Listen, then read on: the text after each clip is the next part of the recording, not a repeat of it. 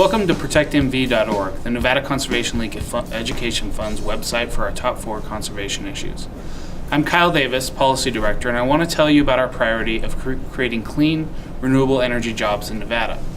Changes to the state regulatory framework and incentive programs are key at maximizing energy installation and building a strong industry that will keep us a leader in clean energy. I'm with Senator Mike Schneider. Thanks for joining us, Senator. You're welcome, Kyle. Could you tell us a little bit about why it's important that the state move to a performance-based standard that pays for the actual energy production? Well, actually, excuse me, that will make it, in the long run, that makes it cheaper if you pay for your energy right now, putting your solar right on the rooftops, and you know, that's what we've been pushing for a couple sessions, and it's a hard, you know, this is a new industry, hard way to go. We have to change some minds out there, but this is what we need to do and get away from the old style of energy.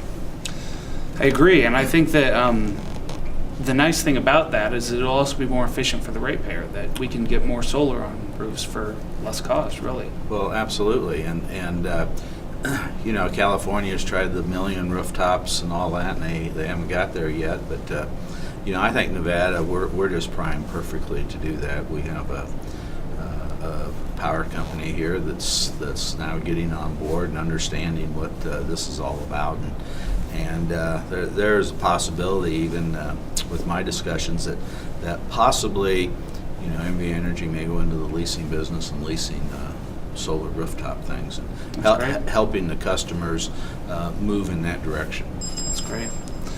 Why is it important to increase the aggregate capacity limit from 1% up to 5%? Why is that important? Well, I'll tell you what, that takes the load off of us when we go that far, and you know, the peak is really the problem. Especially in southern Nevada with the peak, and that's the most expensive electricity we have. And so in southern Nevada at 4 in the afternoon on August 10th, when it's 118, 119, people come home from work and turn on their air conditioners. You know, that electricity costs so much because you have to have that standby capacity. And so as we move in that direction, that actually in the long run really reduces our costs. Great. Tell me about the legislature's role in creating clean energy jobs. Well, Kyle, the government's role in a democracy and like we have, the government goes out and helps create markets and helps create new markets, and I know there are people that resist that and say that doesn't happen, but you know, you can go back to Eisenhower when he built the interstate highway and how this made this explosion in commerce across the nation, and so he actually created huge commerce and markets, and we've seen that over and over.